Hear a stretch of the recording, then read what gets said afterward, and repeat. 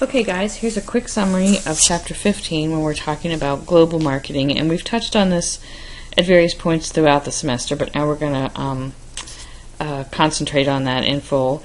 The first thing we want to talk about here are restrictions on trade. Some of the most common ones are tariffs, which are like a tax on incoming goods. So if you want to import, let's say I'm China and I want to import it into the United States and there's a tariff on it, I have to pay this tax to the government. And what it means is that it becomes a higher price. And so let's say China can import it and sell it cheaper, but once they pay this tax, then the one from China and the one made in the U.S. would be the same price. And so the tax makes it higher. So that's one example. A quota is just a limit, and it says, all right, you can import, but you can only import 10,000 of these items per year, and that's it.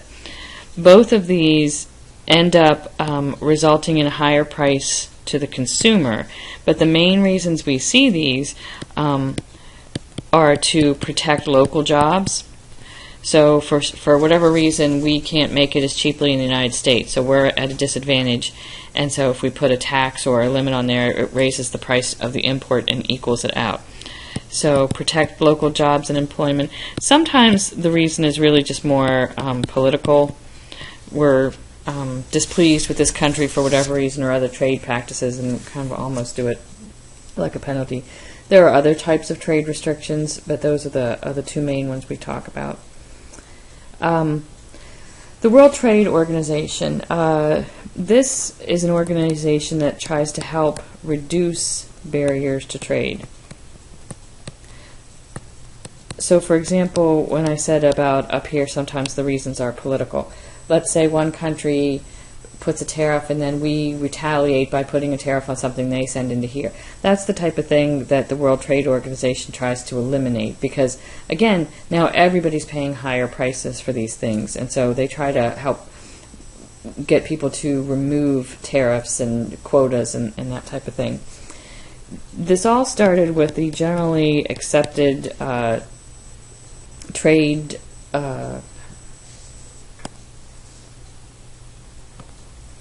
So GATT is the General Agreement on Tariffs and Trades, and this was started in 1947, again just to kind of try to reduce some of these barriers to trade and get countries to work together. This was replaced, the GATT was replaced in 1995 by the World Trade Organization. So the World Trade Organization oversees the terms and the provisions that came up with the original GATT, and then they also mediate trade disputes between countries.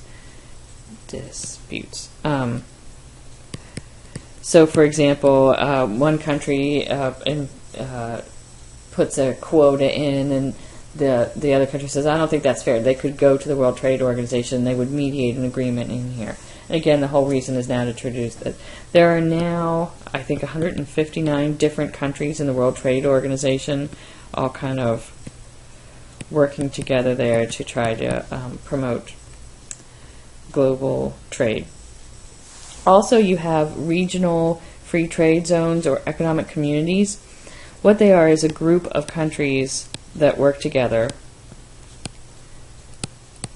and reduce trade barriers among themselves. So they reduce or eliminate barriers just among themselves. And so it gives the countries working together a big advantage. So while I might, among themselves,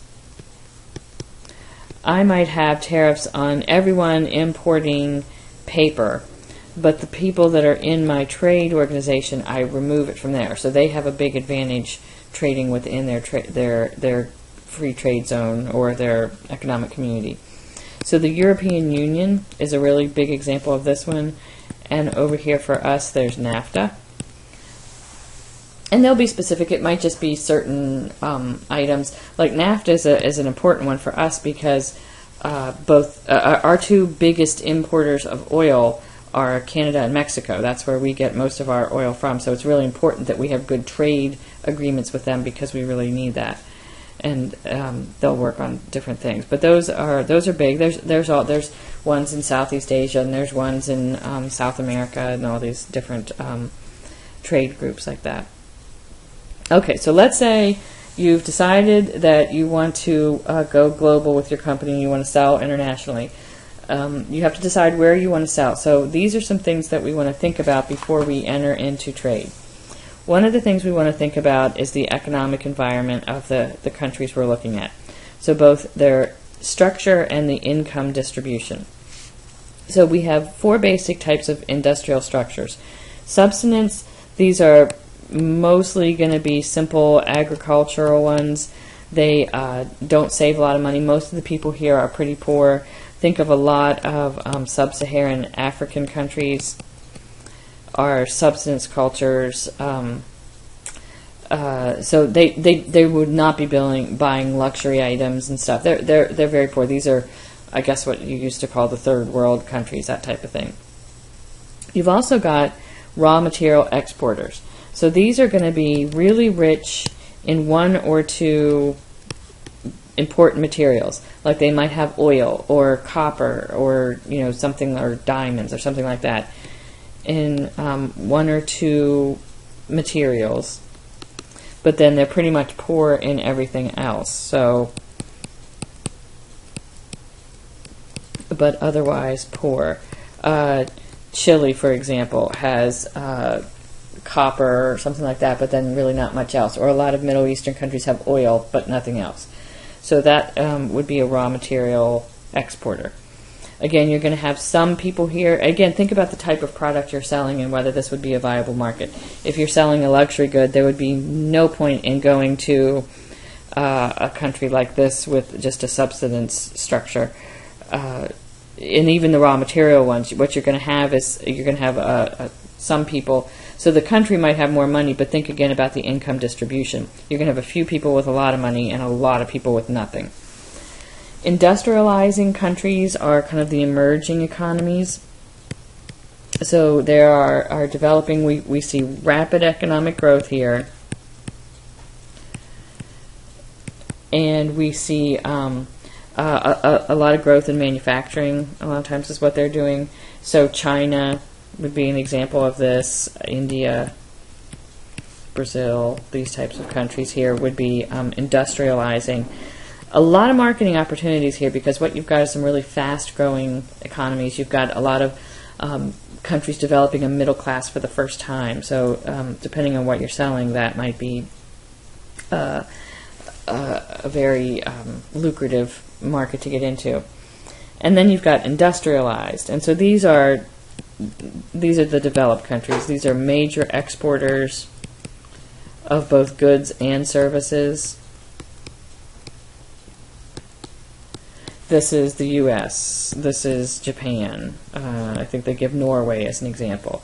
And so, again, those are going to have a lot of different...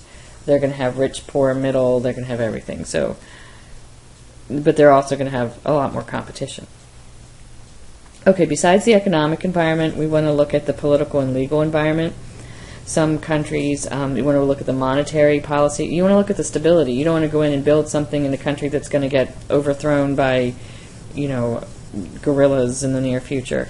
You want to look at how much bureaucracy they have. Is it really difficult to do business in that country for foreigners, or is it easy? Their attitudes towards trade. Some of them are very receptive to international trade. Some of them are definitely not. So those are the types of things that you want to look at with the you want somebody that's going to be receptive to this. You also want to look at the again. You really want to look for stability in here. You don't want to invest a lot of time and money in an unstable political environment. Cultural environment.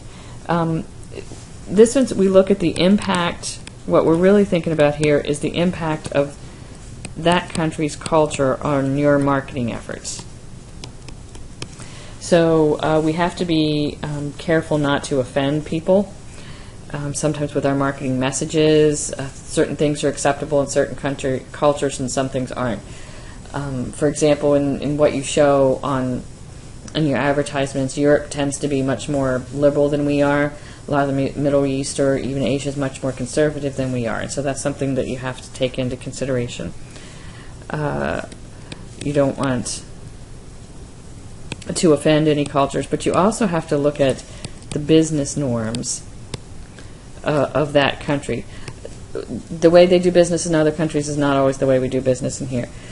Taking bribes is illegal in the United States, but that is a common form of business transaction in a lot of other countries. So you can't go in and assume that the way people do business here is the way they're going to do it over there. And if you do, you're not going to be very successful. You can't just go in and assume that, well, this is the way we do it, so this is the right way, and they're not going to adapt to you. You need to adapt to them. One of the biggest criticisms of global marketing is the loss of culture. So up here we were looking at how that country's culture impacted impact on, that says. But now we're looking at the impact of marketing on other cultures. So the opposite, impact on other cultures. And one of the biggest criticisms here is that the Western, so most of those developed countries that we talked about, the industrialized, that they're trying to Westernize the whole world. Okay, and you can go anywhere now, and McDonald's is recognized, and Nike and Coca-Cola and that kind of stuff. But one of the other arguments is that it goes both ways. So it's not just Western countries impacting the rest of the world, but look at the influence that we've had recently. Influence from Japan on, look at anime and the video games we have. A lot of that stuff is coming from there. Look at the impact on just our food, how much more international food we have, especially if you go to cities. So it does go both ways, and it's not just that we are influencing them, but they're influencing us as well. And some people don't like it going either way, but that's one of the criticisms of global marketing. And so it's something to keep in mind. So different ways to go global once you've decided you want to do that. The simplest form is just exporting. And so I sell my stuff over there. You have direct and indirect exporting. Direct exporting, I just sell it myself over there. Indirect, I go through a company that specializes in that. If it's, if you're just selling to Canada or whatever, it might be fine. But if you're going someplace where it's a very different culture, it's often worth it to go through an indirect. They're going to take a cut, but they know how to do business in that country, and they'll take care of a lot of stuff for you. So that's where you go through an intermediary. Joint ventures is when I join with a company in that country. So I'm a U.S. company, and I'm going to work with, let's say I want to sell in Brazil. I'm going to work with a Brazilian company. There's a couple different ways that you can do this one. Licensing, I am just going to kind of sell them the right to use my process or my logo even, or something like that. And so I'll get a % of the profits. So they're basically doing it. I'm just letting them. So Coca-Cola does this. I let them bottle it, or I give them the formula, and then they process it, but it's actually a company in that country that's producing it. And then I get a %. Oops, sorry. I get a % of the profits there. Contract manufacturing is another way to do this. So with contract manufacturing, they produce my stuff. So I let a company in Brazil manufacture it and sell it in Brazil, and then I might have another plant, another one, an operation in China where they're producing it in China. A Chinese company is producing it and selling it in China, and that's a nice. It's a faster way to start it because the company is already there, and so it kind of minimizes some of the risk. But you also lose control if you're letting somebody else produce it. You no longer have control over the quality of it, so what's being sold there might not be the same as what's being sold here. A management contracting arrangement is they're running it, but I have the management from my company. The the management is from my company and the rest of the employees are from theirs. You see this a lot in hotels. And so let's say there's a Hilton or a Ritz-Carlton in Japan. Most of the staff will be, might even be owned by a Japanese person, but the management is coming from Ritz-Carlton, and that's how they kind of ensure the quality stays the same and that things are done the same way, and there's a consistency there. And then the other one you have is joint ownership. So I open a new factory. It is jointly owned by Brazilian people and me, and the U.S. company. And so we both own the assets and all this kind of stuff. With the contract manufacturing, they owned all the assets. I just let them produce it for me, and I took a cut. Here we both actually own it. So with any of these, it helps lower the risk. It helps make it easier to break into that country. But if you're with these first three here, if you're letting somebody else do it, you start to lose control over the quality. So that would be the risk there. And so we got exporting, about joint ventures. Direct investment is another one, and this is when one company actually owns assets in another country. So I actually own a physical plant, another country. So with the joint ownership, we both owned it. Now, this would be an example. So Ford owns a plant in India, or Honda owns a plant in the United States. So that would be direct investment. It can be a little bit riskier. That's especially where you would want to look for the political stability, because you don't want to spend $20 million building a plant because the government was friendly to you there, and then another government takes over and they can just seize all your assets and you have nothing to do. So that can be riskier if it's an unstable place. So that would be direct investment. Another thing to consider if you're going global is whether you're going to have a standardized marketing mix or you're going to adapt it. So a standardized one, it is the same marketing mix and strategy that you are using in your own country. So when I say marketing mix, I mean the 4 Ps. The same product, the same price, the same promotion, the same place or distribution, and the same overall strategy that I'm going to use there. Adapted means you're making some changes to either one of the 4 Ps or the strategy. So I might be changing, so I'm going to change, even if I'm just changing one of those. So I'm going to make some changes to the marketing mix and or the strategy. There's not a whole lot of product, well there are some, that you can just do standardized and just send out the exact same product. If you're selling, or like an iPod or something, that they sell the same iPod in Europe that they sell here. They don't make any changes to it. It's a standardized product, standardized message, the way they market it, all of that kind of thing, standardized strategy. A lot of products, though, you have to make some adaptations. So you might change the product itself. And so here we're changing some of those 4 Ps. So I can change the product here. So I can do a straight product extension, which means I really haven't changed the product at all. I might change some other elements of it, but I haven't changed this. This is going to be cheaper if you can do it, because it's expensive to make 2 different versions of the same product. So this will lower your costs, but it can be risky if it's not done correctly. If you didn't do your research and make sure that people use it the same way or something like that. So if it works, it's going to save you money, but if it doesn't, it could end up costing you a lot of money because now you've lost that market. A lot of times we'll have product adaptation to meet the local needs. McDonald's, look at how they and if anybody's traveled internationally, you can see McDonald's offers different menu items in all these different countries, and I think they give some examples in your book. Or Oreos, they gave the example of all the different Oreo flavors that they sell in other countries but not here. And so you're taking the same basic product, but you're making some alterations for what you sell it for there. The other one is that you can invent a whole new product that you only sell in other countries. And so you're going to have a whole new product for a new market.